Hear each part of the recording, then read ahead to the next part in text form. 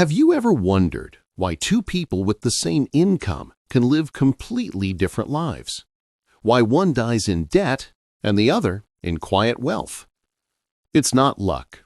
It's not intelligence. It's something far more subtle and far more dangerous. Money isn't just numbers on a screen. It's emotion, ego, fear, and desire. It's the story we tell ourselves about control, about freedom, about enough. You see, the most powerful force in finance isn't compound interest. It's human behavior. We earn, spend, and save not with logic, but with psychology. One bad decision made in panic can erase years of discipline. One moment of greed can destroy what patience built over a lifetime. And yet, the ones who truly master money don't master math. They master themselves. This is The Psychology of Money, written by Morgan Housel, a journey through the hidden emotions, invisible habits, and timeless truths that shape every financial destiny.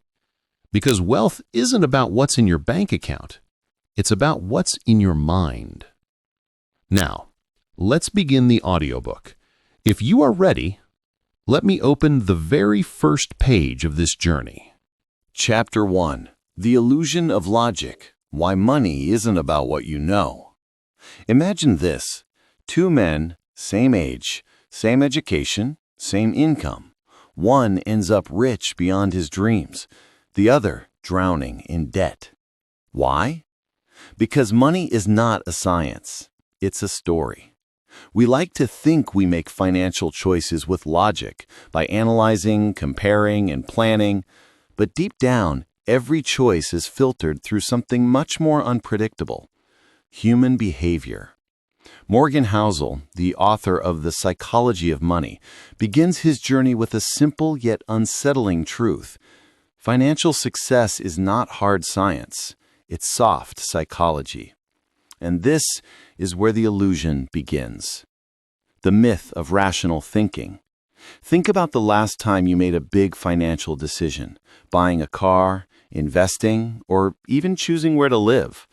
Did you truly calculate every option with cold precision, or did you follow a feeling, the one that whispered, "This feels right"? We are emotional creatures pretending to be logical. We fear loss more than we desire gain. We hold on to bad investments because selling feels like failure. We buy expensive things not because we need them, but because they make us feel safe, admired, or successful. In truth, money is never about money. It's about what money represents: security, freedom, status, and love. Money mirrors your identity. And until you understand the emotions driving you, no amount of knowledge will help. That's why some of the smartest people go broke, and some of the simplest people quietly grow rich. The illusion of knowing. We live in an age of endless financial information: charts, apps, market news, experts shouting predictions. We think the more we know, the safer we are. But information doesn't guarantee wisdom. It often amplifies fear. Every news headline screams urgency. Every market dip feels like disaster. And so we trade calmness for panic. Yet the truth remains: the greatest investors are not the ones who know the most, but the ones who feel the least. They don't let emotion dictate action. They understand that money rewards patience and punishes impulse. Because the market is not a puzzle to be solved. It's a mirror reflecting human emotion at scale. The emotional compass. Ask yourself, when it comes to money, what drives your choices? Is it fear of missing out? Fear of loss? The need to prove something? Most people never ask these questions. They just react. We are told to think logically, but when it comes to money, logic bends under emotion. A parent might sacrifice savings for their child's dream.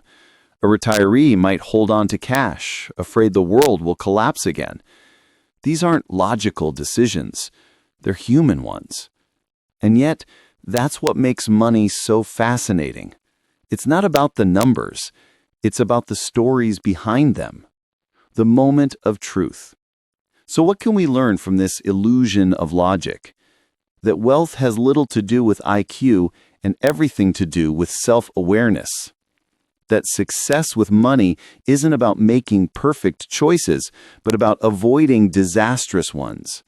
That calmness, humility, and patience are worth more than analysis, ambition, and arrogance combined. Because at the end of the day, the most powerful financial skill is not predicting the market, it's managing yourself. Money is a reflection of your mind. And if your mind is restless, greedy, or fearful, no amount of wealth will ever be enough. But if your mind is calm, disciplined, and grateful, even modest savings will create a life of peace. So the question isn't, how smart are you with money? The question is, how well do you know yourself? Because in the world of money, it's not knowledge that builds empires. It's behavior that decides who keeps them. And that is where our next chapter begins. Chapter 2. The Luck Factor. When Timing Becomes Destiny. What if your success wasn't fully earned? What if, beneath your effort and talent, an invisible force called luck was quietly writing your destiny? We love stories of self-made men and women, tales of grit, genius, and determination. We admire them because they make us believe that we are in control. But Morgan Housel reminds us of a humbling truth. You can do everything right and still fail. Or you can make one reckless move and still win big. The difference? Timing, chance, luck. The hidden hand of fortune. Imagine two investors, both disciplined, both hardworking. One starts in 1975, just before a historic bull run. The other starts in 2007, right before the global financial collapse. Same skill, same effort, but one retires a millionaire. The other loses years of savings. This is the uncomfortable truth about money. Outcomes are never fully in your control. You might influence them, shape them, improve your odds, but you can never guarantee them. Because finance isn't just about decisions, it's about the era you're born into, the economy you grow in, and the randomness that swirls around every choice. Bill Gates and the luck of the window. Bill Gates once said, "If there had been no Lakeside School, there would have been no Microsoft." Lakeside was one of the very few schools in the world in the late 1960s with access to a computer. Gates, a young teenager, happened to attend that school. He was born in the perfect city, at the perfect time, with the perfect opportunity. Of course, he worked hard, tirelessly. But thousands of brilliant, hard-working teens never got that same access. They were just as smart, but not as lucky. Luck is not everything, but without it, even brilliance can fade into obscurity. It's not fair, it's not predictable, but it's real. The Forgotten Ones. For every Elon Musk, there are 1,000 visionaries whose startups vanished into silence.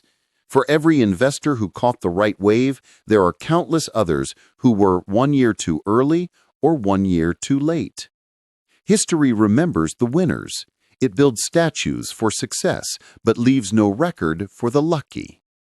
This is what psychologists call survivorship bias. We only see those who survived. We copy their methods, praise their genius, and assume success is repeatable. But we forget how many others followed the same plan and failed, not because they lacked skill, but because their dice rolled differently. The dangerous myth of merit. Society teaches us that success equals worth, that if someone is rich, they must be smart or disciplined. But Morgan Housel warns, wealth is not always the reward of virtue. Sometimes it's the echo of fortune. Think about Warren Buffett, one of the greatest investors alive. He's open about his good fortune, born in America in 1930 with a natural gift for numbers and a mentor like Benjamin Graham. Had he been born in a different time, say in a poor village in 1700, his brilliance might never have found expression. That's the strange, quiet cruelty of luck. It gives some people a stage and leaves others in the dark. Humility, the shield against arrogance. When you realize how much of your success is shaped by chance, you become humble. You stop judging others too quickly. You stop overestimating your control. Because if luck played a role in your rise, it can play a role in your fall. And the line between the two is thinner than anyone dares to admit. The wise learn to say, "I worked hard, but I also got lucky." The foolish say, "I succeeded because I'm special." And that arrogance is often the first sign of a coming collapse. When luck turns against you. Luck is a double-edged sword. It can lift you higher than you imagined or pull you down when you least expect it. In 2008, investors who once felt invincible watched their fortunes vanish overnight. They blamed markets, policies, politicians, anything but chance. Yet the truth was simpler. The tide turned. The same randomness that had carried them upward was now dragging them under, and no amount of logic could stop it. That's the secret the world doesn't want to hear. You can't outsmart randomness. You can only respect it. Respecting uncertainty.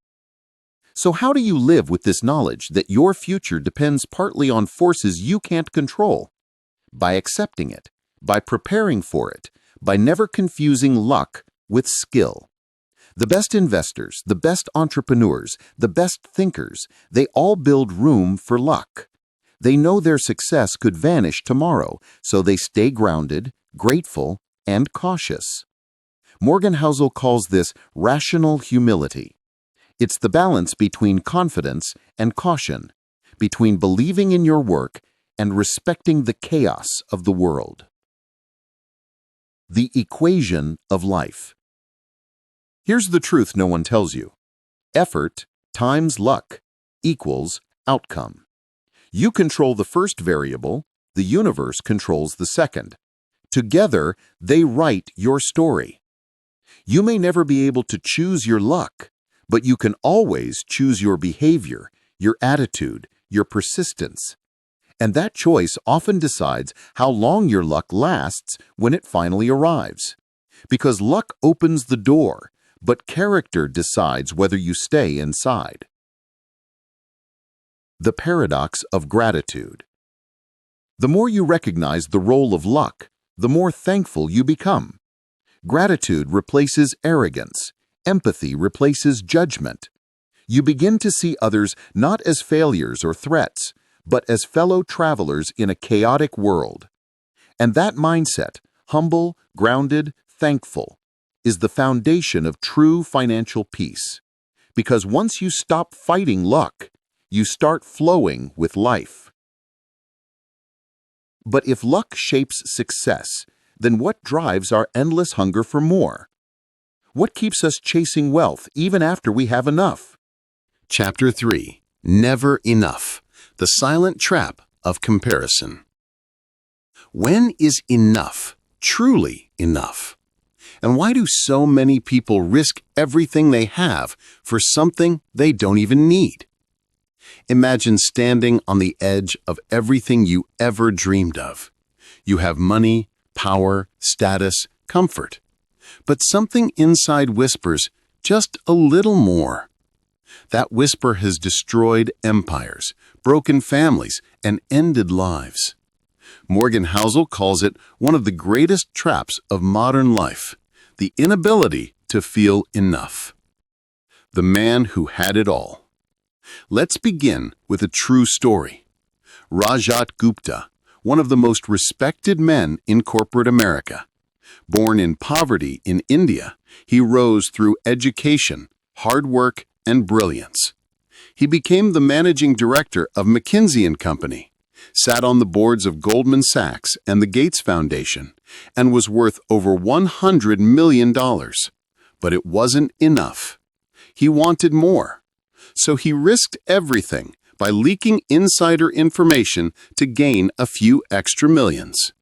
He was caught, and in one moment, his name, honor, and legacy vanished. All because enough wasn't enough. The dangerous illusion of more. Society worships growth.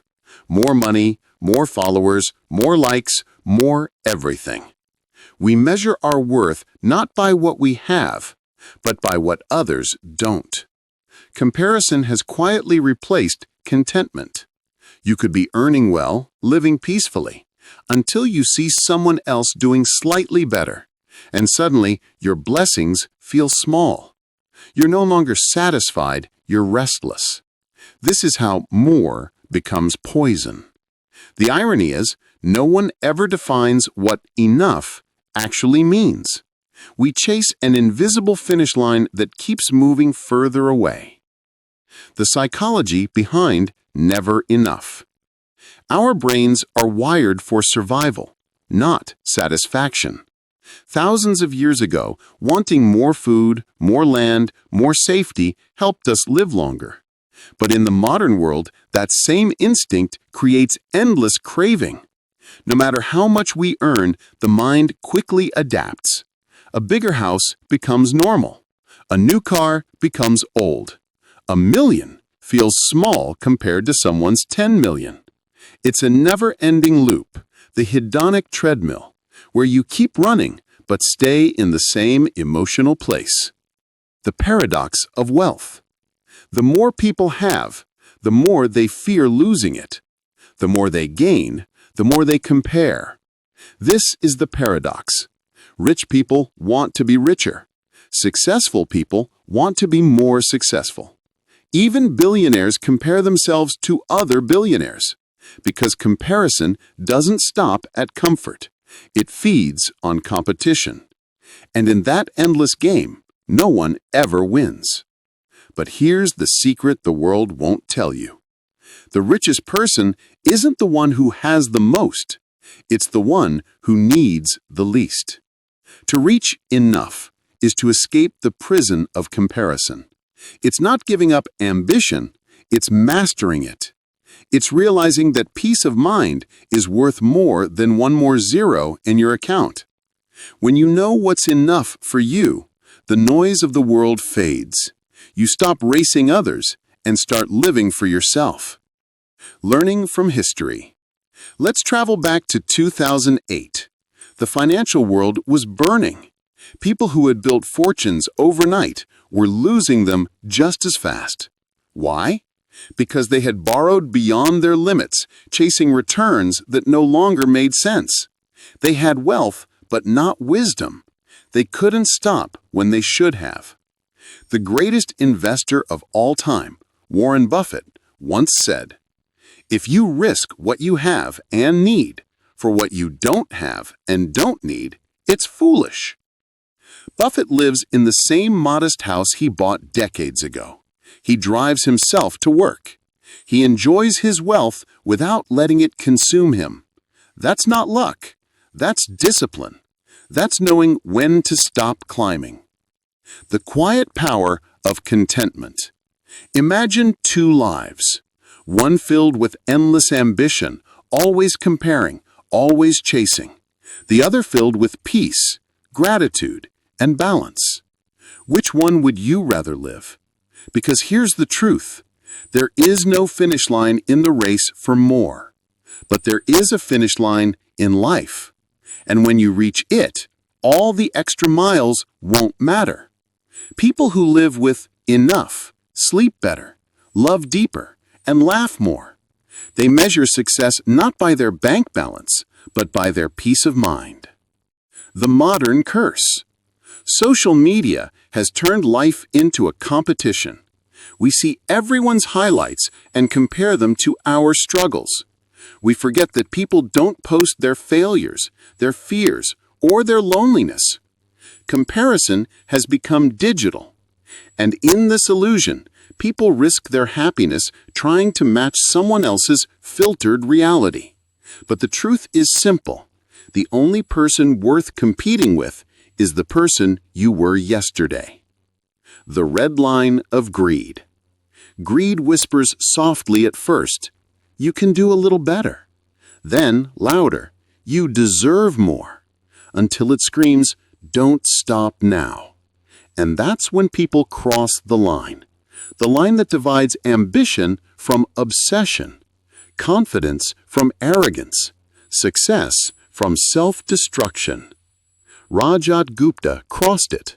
So did Bernie Madoff, who built one of the largest Ponzi schemes in history. They both had everything, but wanted more. They played the game past the point of enough and lost everything.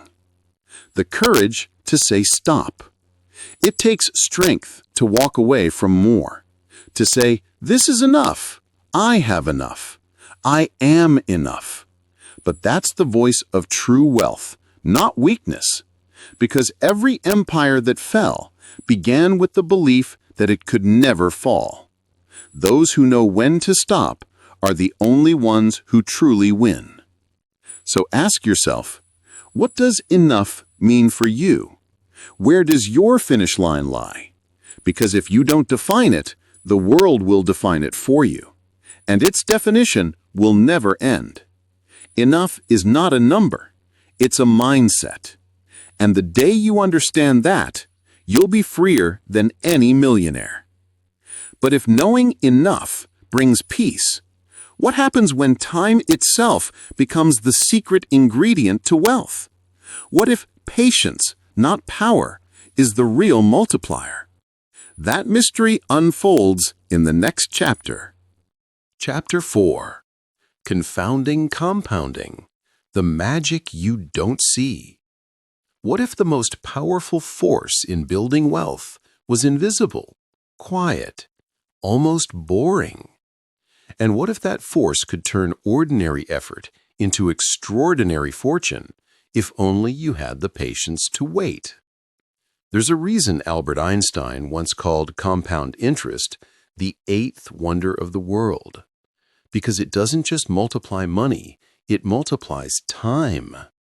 It rewards the patient, punishes the impatient, and quietly separates the wealthy from the restless. But here's the secret few understand. Compounding isn't just a formula, it's a mindset. The tale of two investors. Let's begin with two men, both brilliant, both disciplined. The first is Warren Buffett, a name everyone knows. The second, Jim Simons, a mathematical genius who built the most successful hedge fund in history, Renaissance Technologies. Simons achieved far higher annual returns than Buffett, yet Buffett's total wealth is far greater. Why? Because Buffett started investing at age 10 and never stopped. For more than 70 years, his money has been compounding. Buffett's secret isn't secret at all. It's time. He understood that wealth doesn't grow through genius, it grows through endurance. The slow magic. Compounding is like planting a tree. For years, it looks like nothing is happening. Then, one day, it shades an entire field. That's how wealth works. Small, consistent actions, saving, investing, learning, don't show visible results at first, but over time, they explode. Because the most powerful results in life are not linear, they are exponential. Morgan Housel writes, "Good investing isn't about earning the highest returns, it's about earning pretty good returns for the longest time possible." The key word isn't highest, it's longest.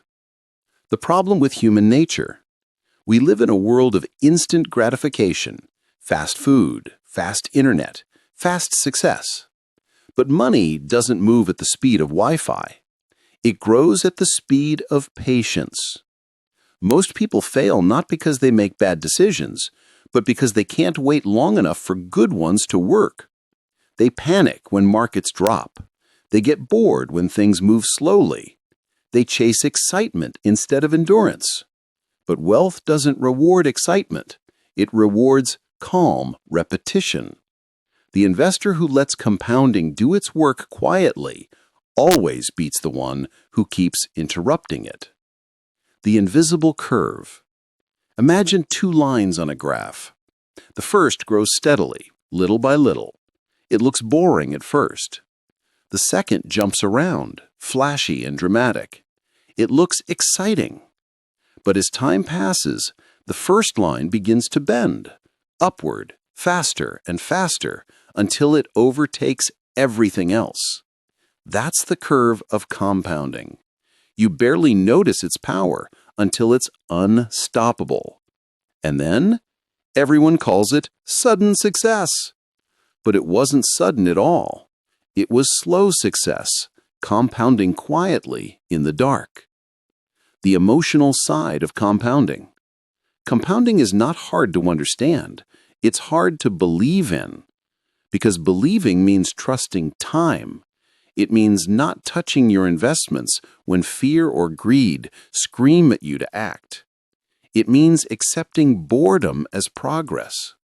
Patience doesn't feel exciting, but it's the hidden ingredient of every lasting fortune. The stock market, the gym, relationships, all obey the same law.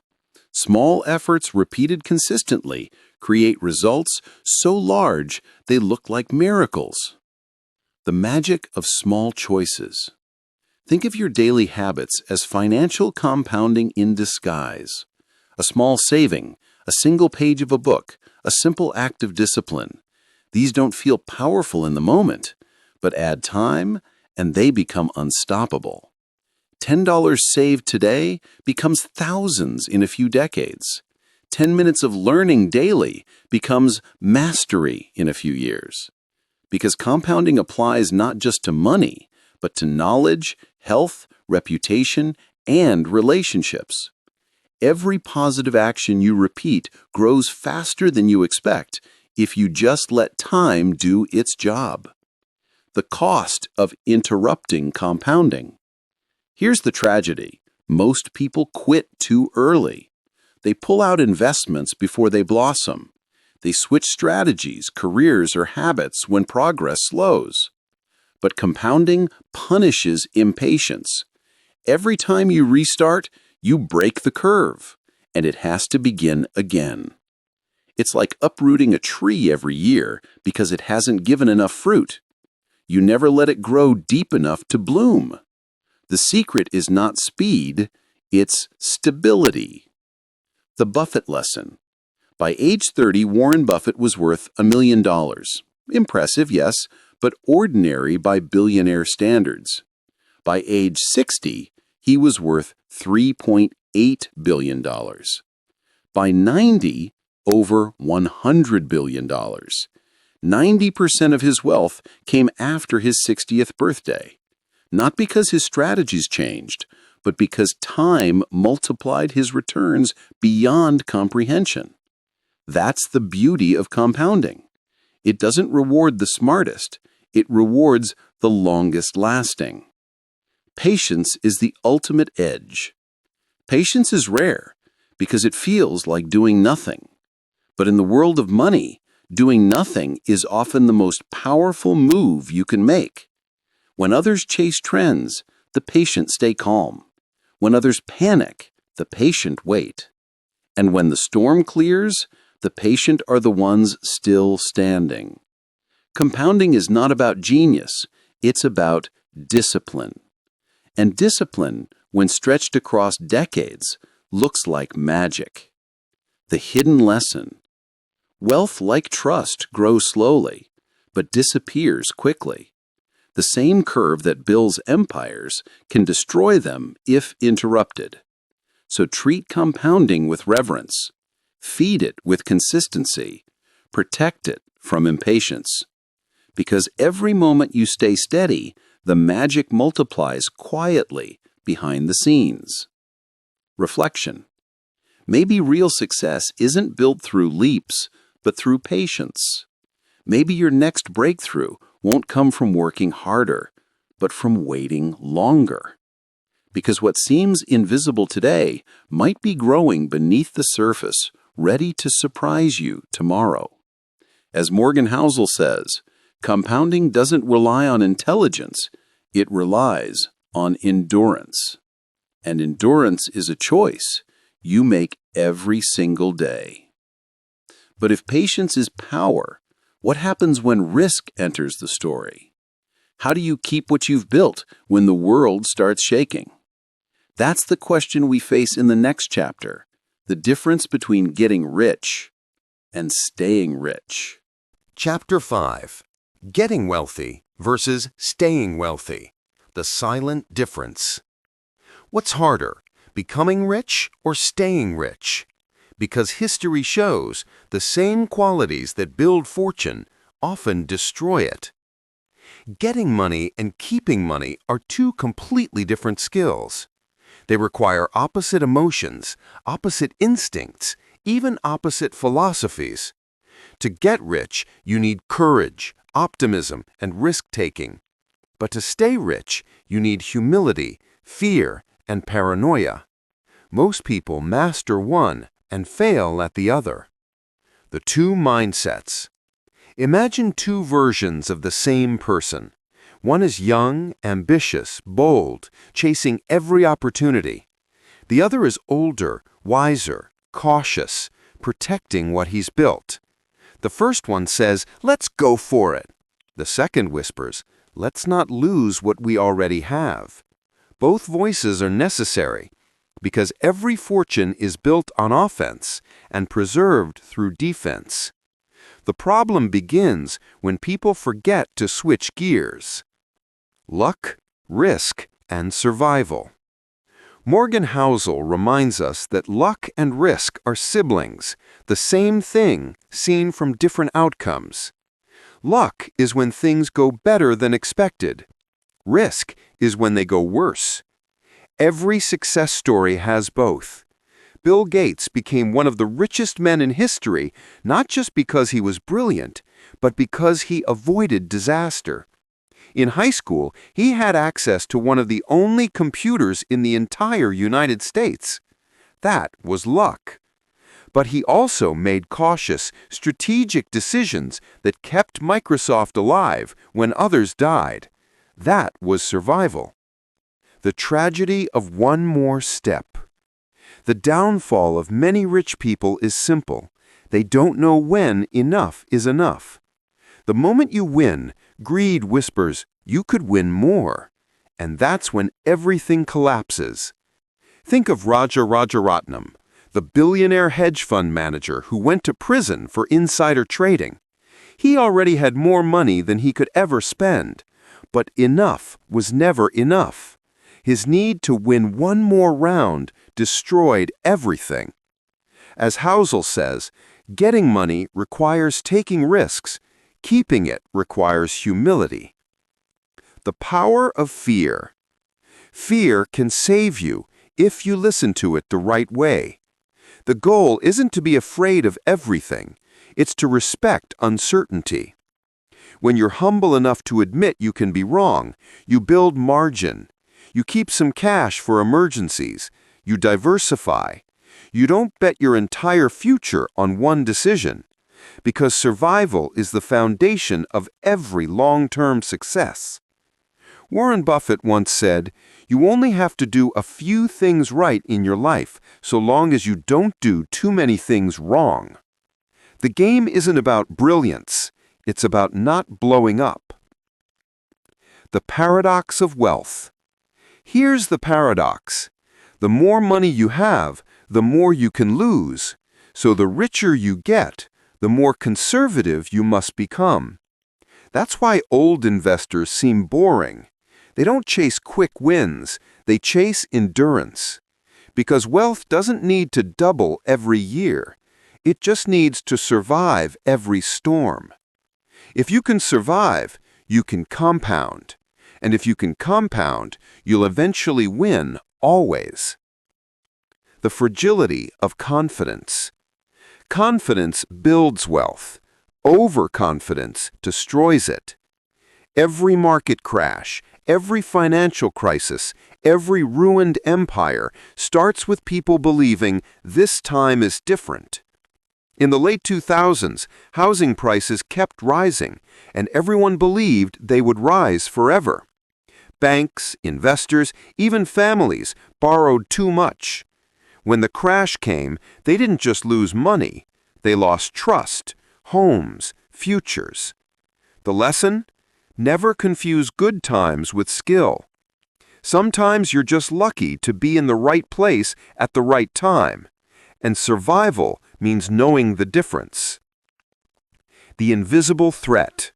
Ego. Ego is wealth's silent killer. It makes you think you're smarter than the market, braver than reality, and luckier than you deserve. The moment you start believing you can't lose, you're already losing. Humility is a superpower. It's the quiet voice that says, I could be wrong. And that single thought has saved more fortunes than any trading strategy. The art of staying rich. To stay rich, you need room for error. Always keep a safety margin. Flexibility. Be willing to change your mind when facts change. Patience. Let compounding do the heavy lifting. Humility. Accept that you'll never control everything. Staying rich isn't about guarding every penny. It's about building systems that survive chaos. The final rule. Survival comes first. There's no wealth without survival. The first rule of compounding is never interrupted unnecessarily. The second rule is never forget the first rule. If you can avoid ruin, financial, emotional, or reputational, time will take care of the rest. As Housel puts it, the ability to stick around for a long time without wiping out is what makes the biggest difference. Reflection. Wealth doesn't require brilliance. It requires balance, the courage to take risks, and the humility to respect them. Getting rich demands aggression. Staying rich demands protection. And wisdom is knowing when to switch between the two.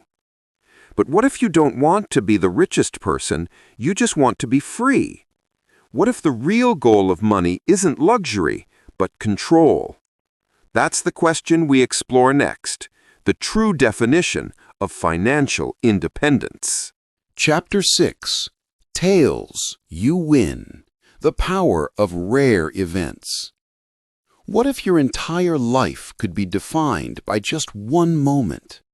What if everything, your wealth, success, and legacy, came down to a few rare, unpredictable events? We love to believe success is built brick by brick, one smart move after another, perfectly planned.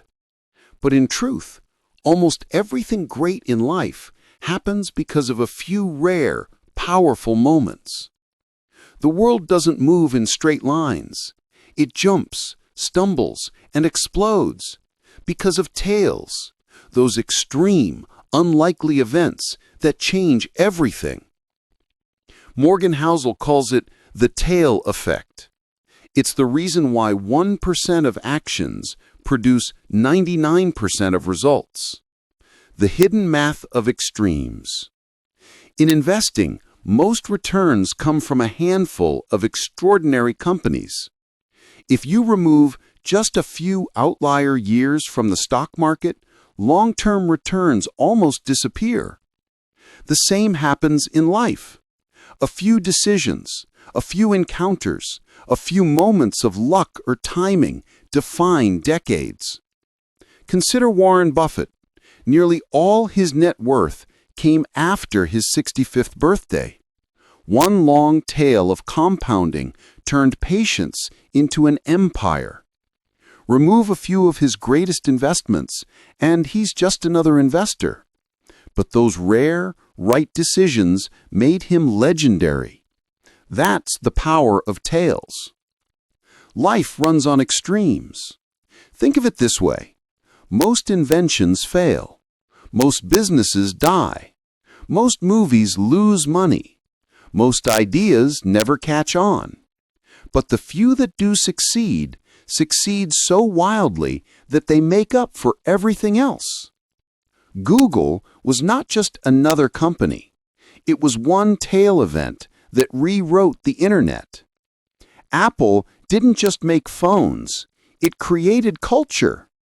And even in your personal life, a single conversation, a single opportunity can alter everything that follows. That's the rule of tails.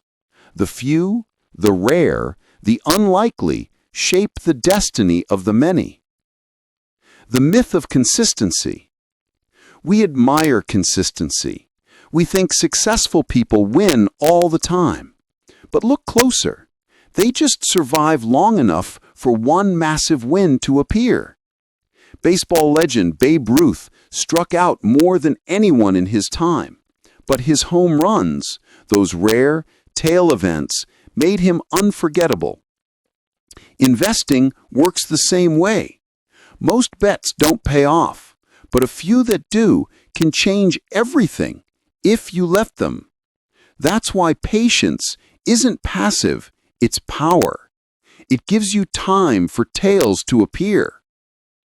The power of staying in the game. Survival is the secret weapon of success, because if you stay in the game long enough, you'll eventually catch a tail. Most people quit too soon, right before things turn around. They lose patience, they lose faith. They don't realize that greatness often comes after years of boredom, doubt, and struggle. Morgan Housel says, "Tails drive everything, but you only see them if you're willing to wait." The stock market doesn't reward speed. It rewards endurance. So does life. The danger of short-term thinking. When people measure success daily, they panic during every small loss. They zoom in so close that they miss the big picture. But zoom out, and the chaos smooths into meaning. Every crash, every failure, every setback becomes a stepping stone to a rare, outsized victory. If you can learn to think long-term, to accept small pain for massive gain, you can harness the tail effect instead of fearing it. Because the biggest wins never announce themselves early. They only appear after years of silence. The psychology of missing out. People often sell too early. They can't handle uncertainty. They take small wins and walk away, missing the chance for massive compounding. But tails require emotional endurance. You have to sit through boredom, fear, and volatility to reach the explosion point. True investors and true winners know this. Most days don't matter, but the few that do change everything forever. The wisdom of patience. Every great success hides a story of waiting. Patience is not inaction, it's trusting the process. In nature, trees grow for decades before bearing fruit. In life, skills, habits, and trust grow quietly until one day, suddenly, they explode into opportunity. That's what the tail effect teaches us. You don't need constant victory. You need endurance for the moments that matter most. The unseen tails of life. Your biggest blessings may not even have happened yet. You might meet a person who changes your direction.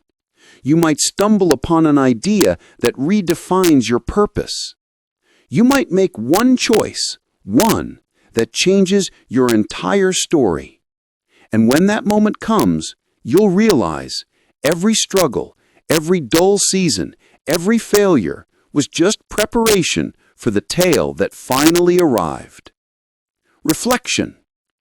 Tails run the world. They're rare, unpredictable, and unstoppable.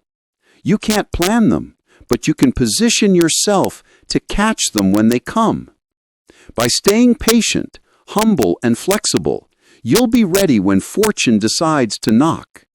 Because in the grand story of wealth and life, you only need a few right moments to win forever. But what if the goal isn't even wealth at all? What if the real prize behind every dollar is freedom itself?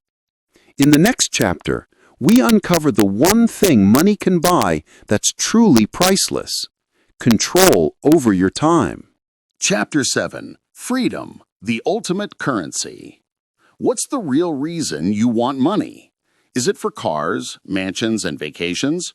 Or is it for something far more powerful, the right to live life on your own terms? Every dream about wealth, no matter how it's disguised, is a dream about freedom. Freedom from alarm clocks, freedom from bosses, freedom from doing things you hate with people you don't like just to survive.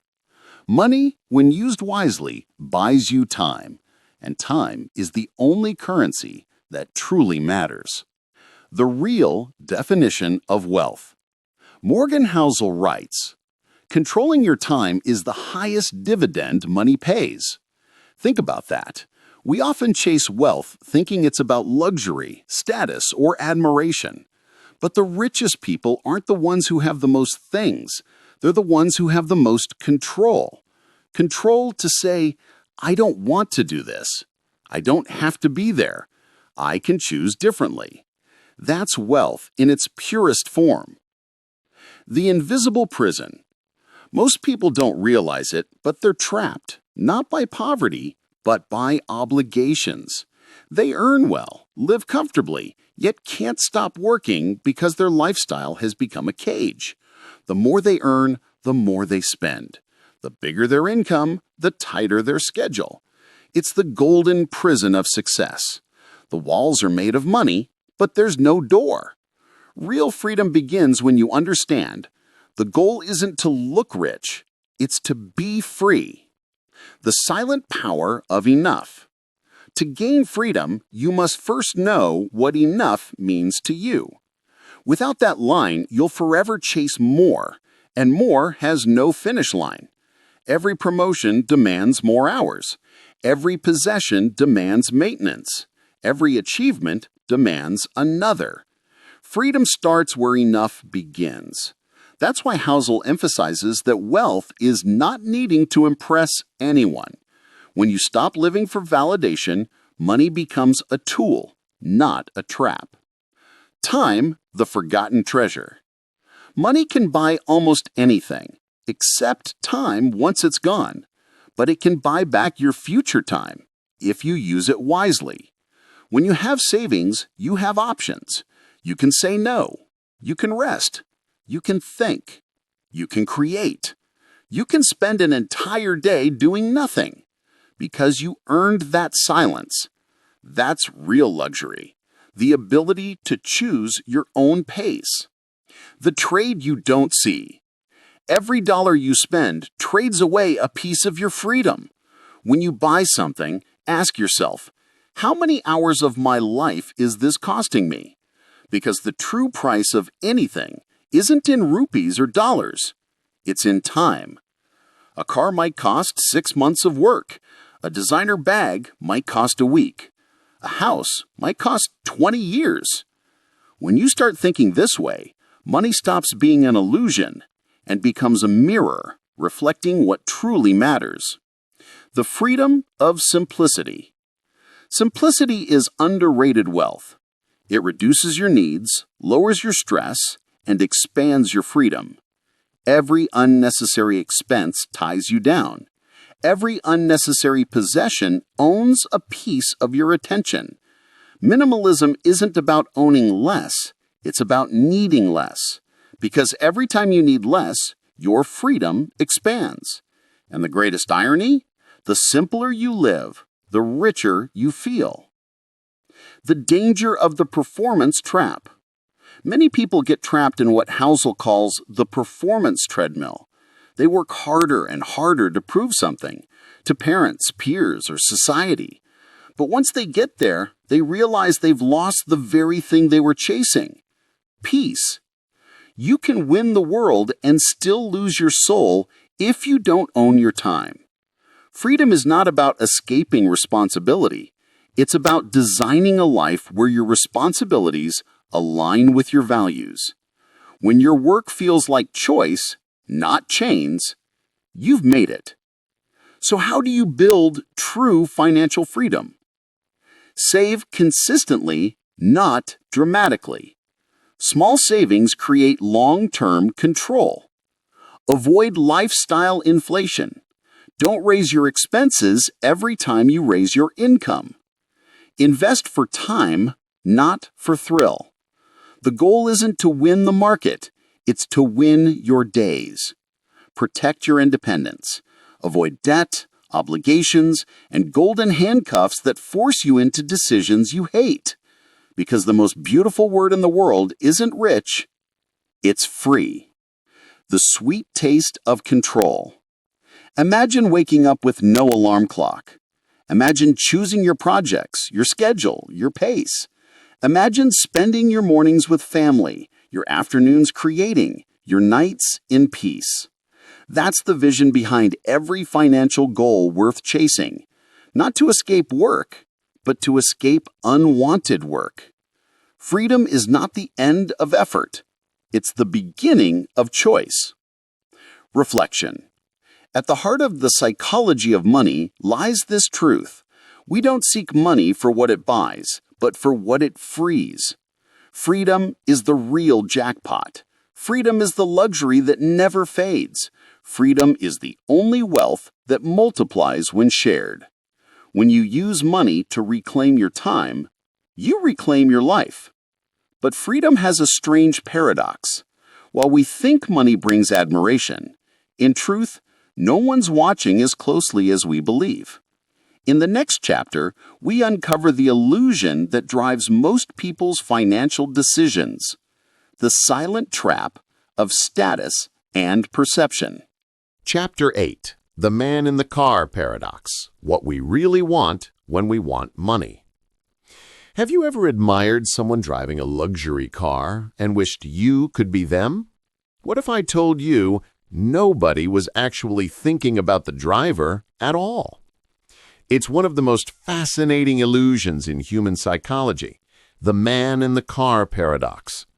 We believe expensive things will earn us admiration, but in truth, when people see you with them, they're not admiring you, they're imagining themselves.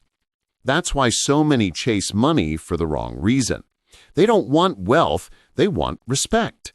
But the tragic irony is, buying things to earn respect rarely earns it at all. The illusion of admiration. Picture this. You see a man driving a sleek black sports car. For a second, you think, wow, that's incredible. But are you really admiring him? No.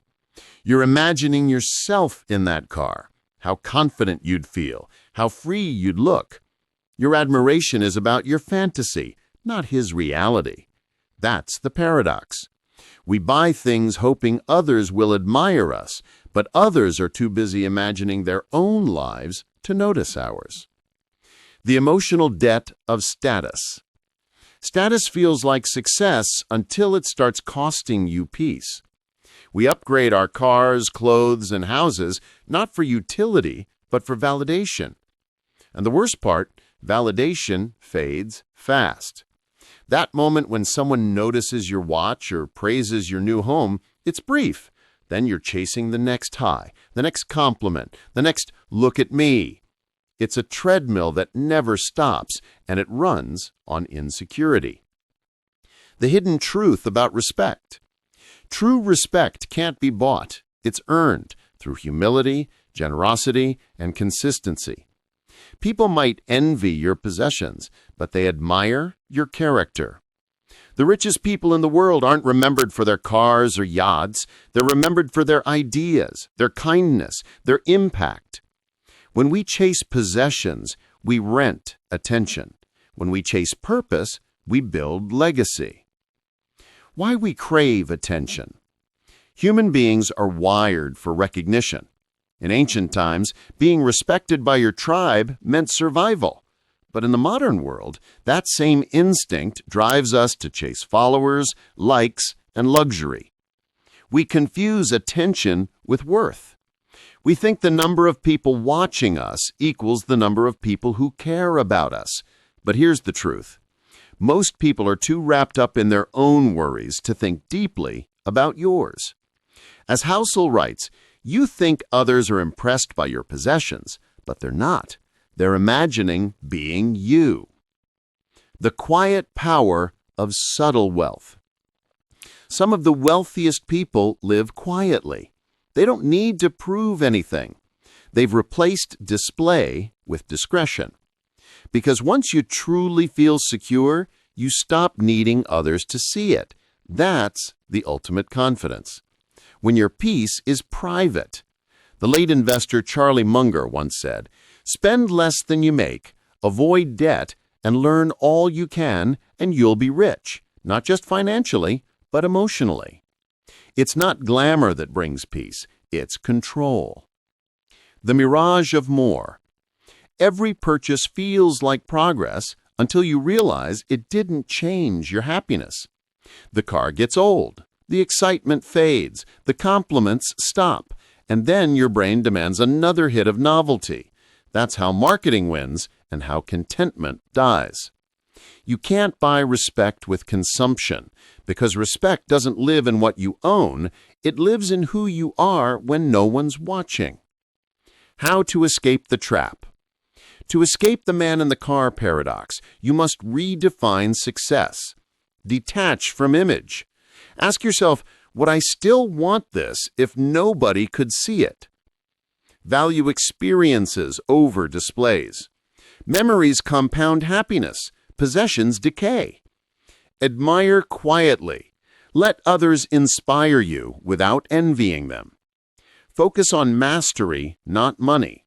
The more valuable your skills, the less you need to shout about them. The goal isn't to be impressive, it's to be fulfilled. The freedom in being over having. Imagine living in a way where you don't need applause to feel worthy, where you walk into a room without needing to be noticed because your peace is enough. That's the level of freedom wealth should bring. Not more eyes on you, but fewer expectations from you. As Housel writes, people want to be admired, but admiration is quietest when it's real. Reflection. The man in the car paradox teaches us a powerful truth. When you stop chasing attention, you start earning respect. When you stop performing, you start living. Money, status, and success can decorate your life, but they can't define it. What defines it is how deeply you live it. Because in the end, no one really remembers what you owned. They remember how you made them feel. But what if the real secret of wealth isn't what you show, but what you hide? What if the richest people are the ones no one ever notices? In the next chapter, we dive into the invisible world of true wealth and the art of building what can't be seen. Chapter 9. Wealth is what you don't see. The hidden strength of savings. What if the real sign of wealth wasn't a flashy car, a big house, or a designer watch? What if true wealth lived quietly, invisible to the world, yet more powerful than anything on display? Morgan Housel hits us with a profound truth. Wealth is what you don't see. When you look at a rich person's life, you see the yachts, the mansions, the vacations. But the quiet strength behind all of that, the actual foundation, is hidden. Savings, restraint, and financial freedom. True wealth isn't measured by what you spend, it's measured by what you keep. The psychology of hidden wealth. Most people equate wealth with lifestyle. They assume the rich must be spending extravagantly. But often, the richest people live far below their means. Why? Because money isn't about signaling to others. It's about control, freedom, and security. The home you don't see, the savings account you don't know about, the investments quietly growing in the background, that's wealth in its purest form. It's invisible. It's humble. It's powerful. The illusion of luxury. Consider a friend driving a luxury car. They look rich. They seem wealthy. But a single loan or mortgage might mean they're living paycheck to paycheck. Flashy possessions are visible debt. The truly wealthy have hidden strength, assets growing quietly without being flaunted. As Housel explains, spending money to show people how much you have is the fastest way to have less money. The irony? Showing off often destroys the wealth you're trying to signal. The secret weapon. Savings is simple, but it's not easy. It requires restraint. It requires patience. It requires delaying gratification. Every rupee saved is a vote for your future freedom. Every account that grows unseen is a shield against uncertainty. Every habit of financial prudence compounds into strength you don't need to display. It's boring. It's invisible.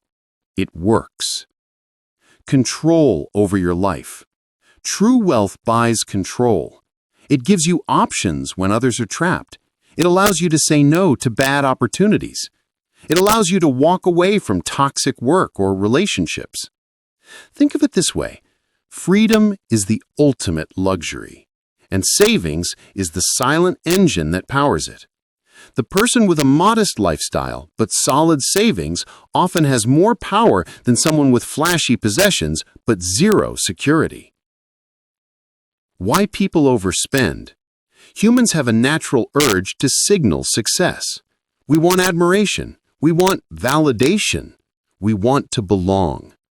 But these desires come at a cost. Every rupee spent to impress others is a rupee removed from your safety net. Every debt incurred for status is a chain around your freedom. Housel reminds us that the rich who flaunt wealth often have less real wealth than the quiet ones. The quiet confidence of the invisible rich. Imagine two neighbors. One owns a Ferrari, wears designer clothes, and posts everything online. The other drives an ordinary car, wears simple clothes, but has decades of savings and smart investments. Who is truly richer? The answer isn't obvious, and that's exactly the point. The invisible rich don't need to advertise. Their confidence comes from security, not attention. They know they can survive storms others can't. They have the freedom to act, create, and live without fear. Building invisible wealth. How do you become invisible rich? Spend less than you earn. Avoid lifestyle inflation. Invest quietly. Let compounding work without needing to broadcast it. Value freedom over flash. Remember, every rupee spent is a trade-off with future options. Prepare for the unexpected. Savings is insurance, not just wealth. When you follow these rules, wealth stops being a performance. It becomes a silent, unshakable foundation. Reflection. The most important lesson is this. True wealth is not what others see. It's what you don't see. Hidden savings, choices preserved, freedom protected. The flashy possessions, they're optional. The security you build quietly, that's essential. Wealth, Housel reminds us, is about control, options, and time. All invisible to the outside eye, yet more valuable than anything ostentatious. But even when we understand this, life remains unpredictable.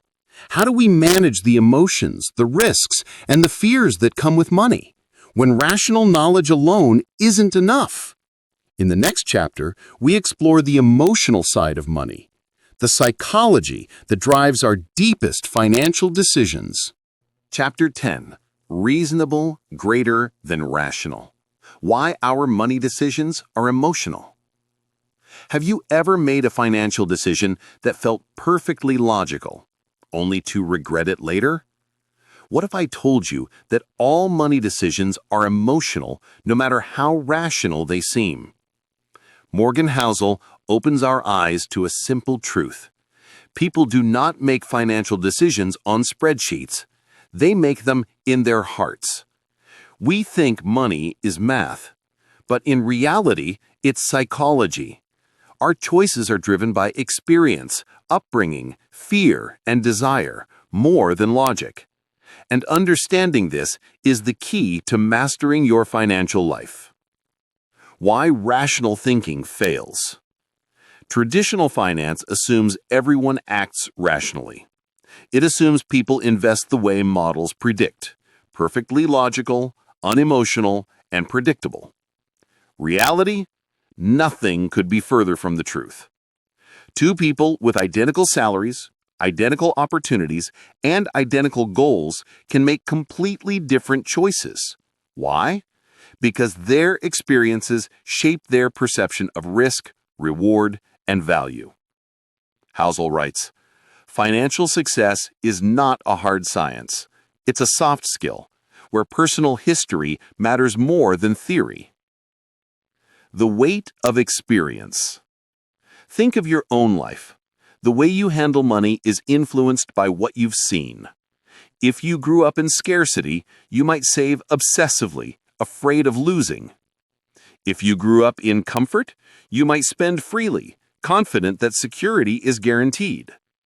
If you witnessed a market crash, you might fear investing forever. If you saw someone succeed against odds, you might take bolder risks.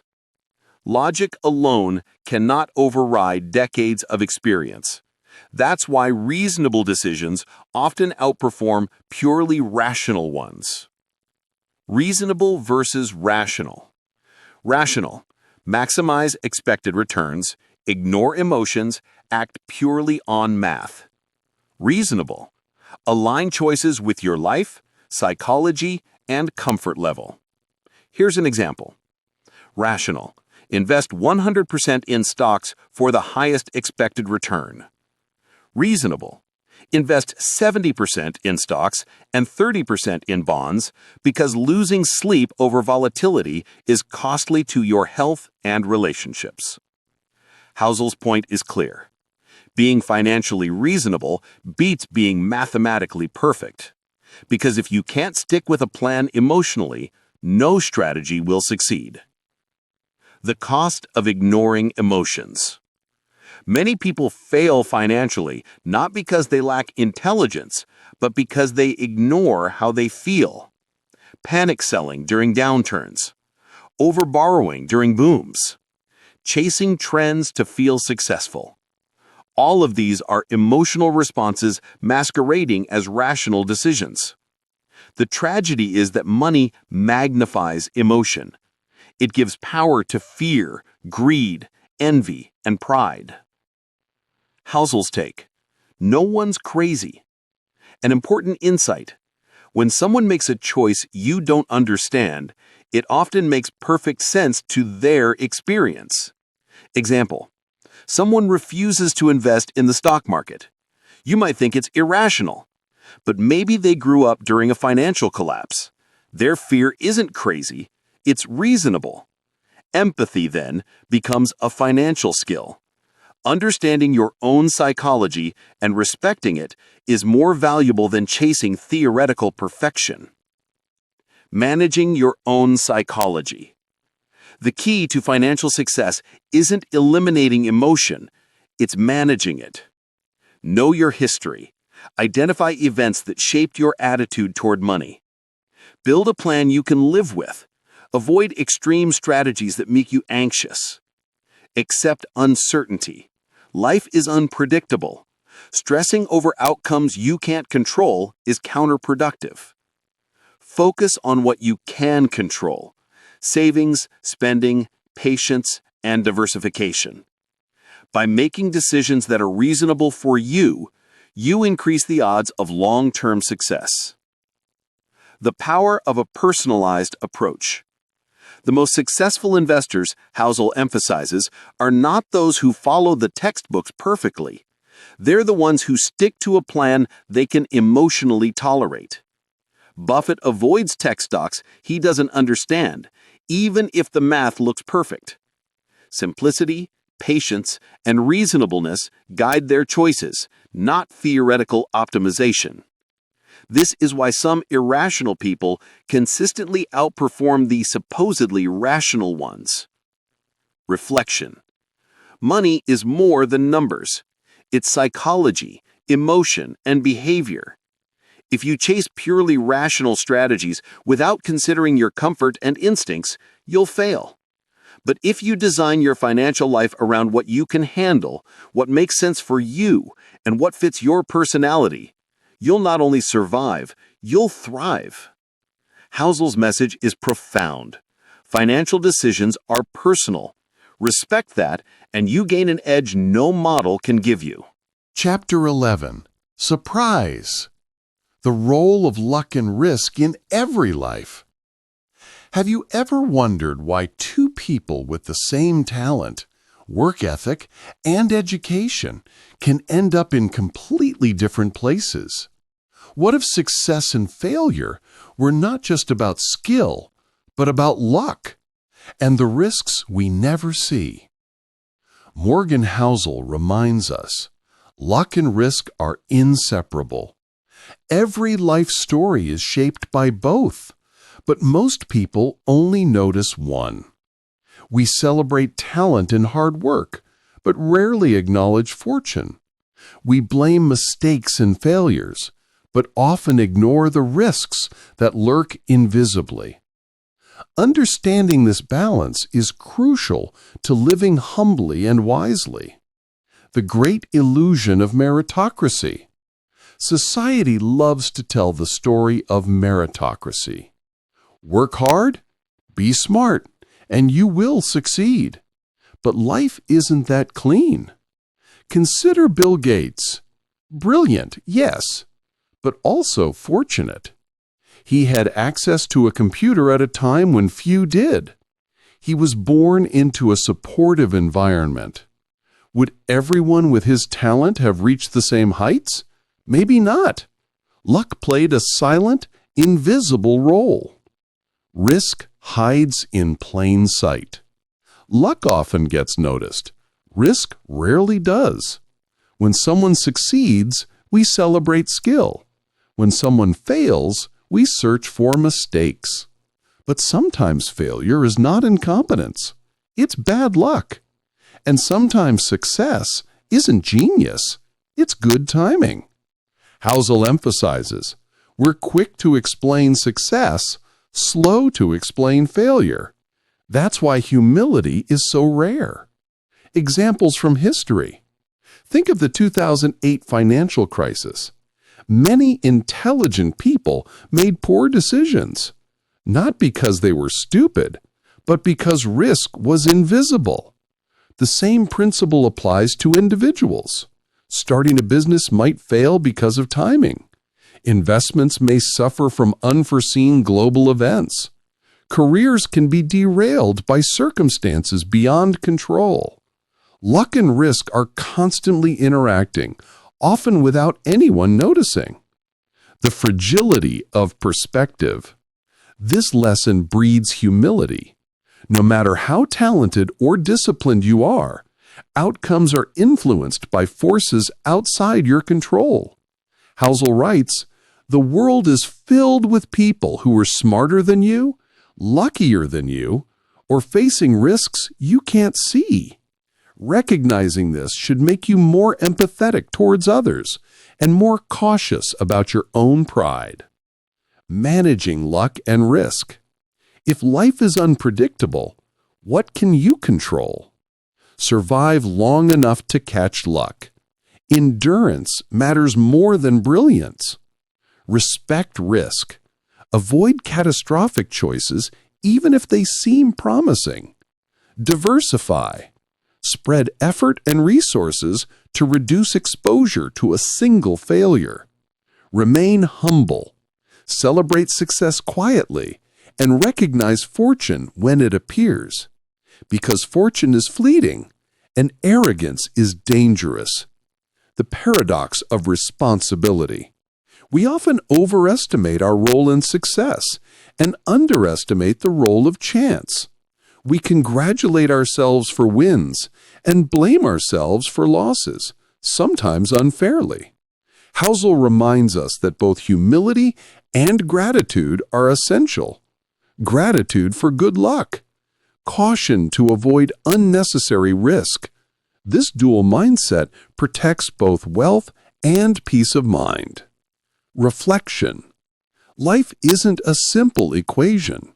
It's an intricate dance between skill, choice, risk, and luck. Some of your achievements are yours. Some are gifts from fortune. Some failures are lessons. Some are misfortune. Understanding this balance changes how you approach money, work, and relationships. It teaches patience. It teaches empathy. It teaches wisdom. But if life is shaped by luck, risk, and unseen forces, how do we make choices that last? The next chapter explores the ultimate strategy for wealth and happiness, focusing not on control over the world, but control over yourself. Chapter 12. You and Me. Compounding Relationships and Perspective. Have you ever noticed how some people seem to attract success effortlessly while others struggle endlessly? What if the secret isn't just money, but the relationships we build and the perspectives we adopt? Morgan Housel emphasizes a truth we often overlook. Money is a tool, but life is about people.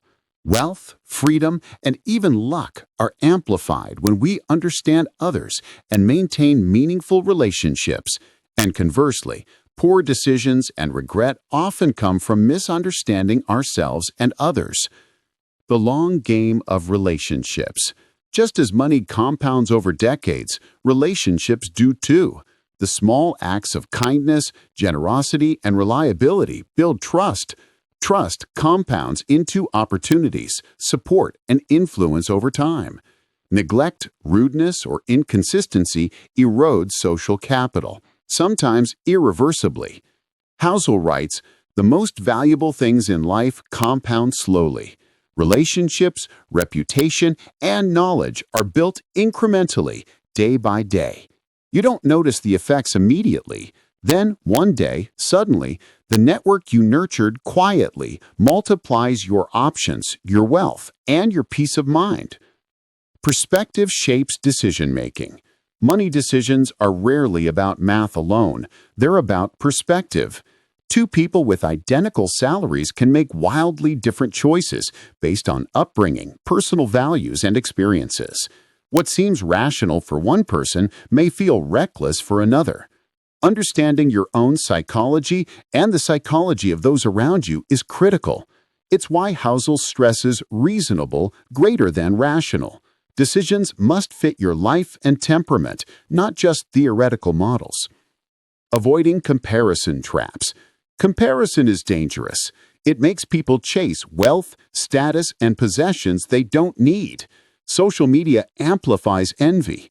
Peer pressure amplifies spending. Housel notes you can't measure your life against someone else's highlights. Their story includes luck, timing, and unseen struggles you'll never see. Instead, focus on your own timeline, values, and compounding goals.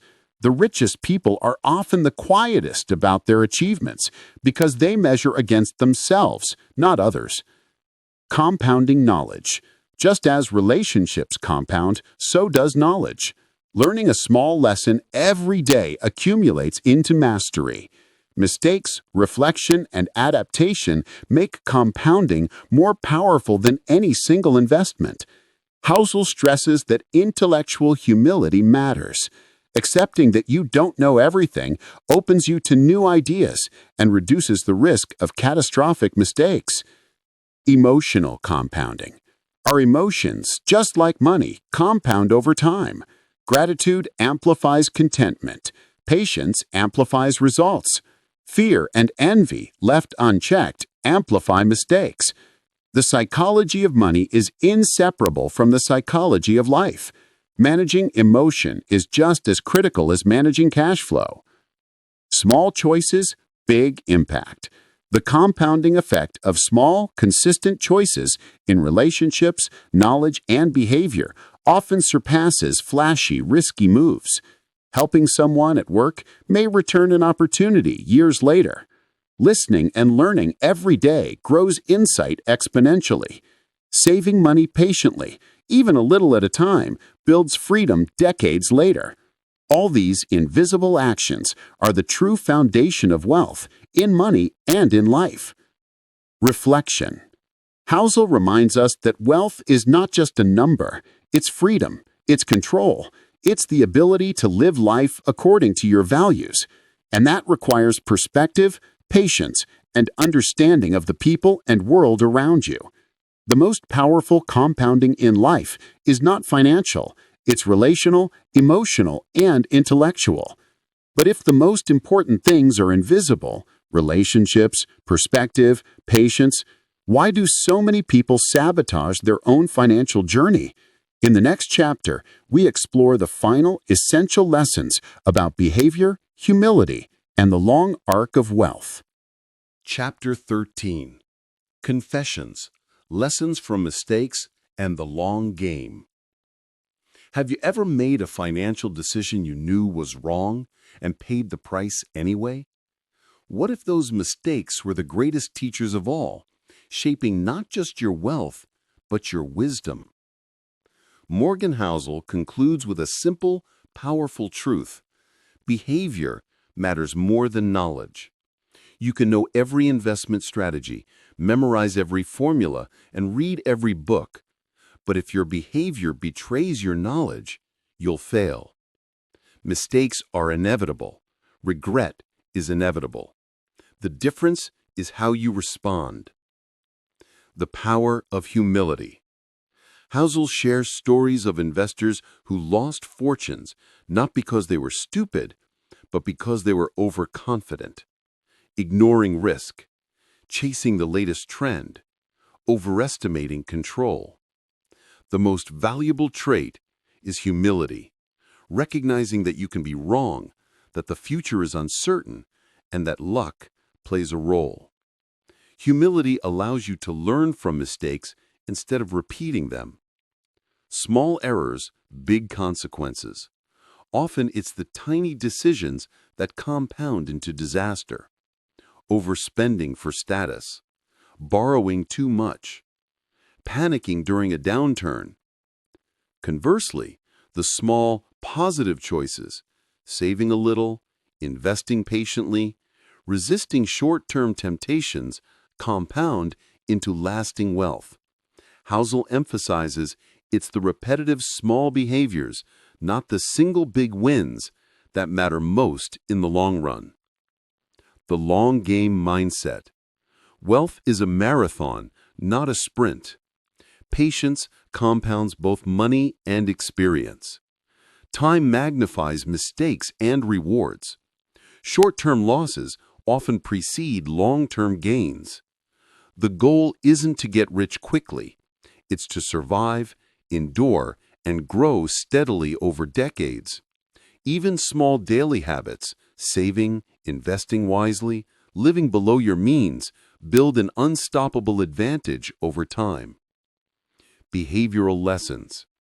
Housel's final lessons focus on psychology. Control your ego. Pride drives reckless decisions. Embrace uncertainty. Expect surprises, good and bad, and plan for them. Value independence over indulgence. Freedom is more valuable than flashy wealth. Learn to be patient. Time is the most powerful compounding force. Respect your own behavior. A strategy is useless if you can't follow it consistently. Mistakes as teachers. Even Housel admits he's made mistakes. Following hype, underestimating risk, misjudging timing. But each error taught him something invaluable. Knowledge alone is meaningless without behavioral discipline.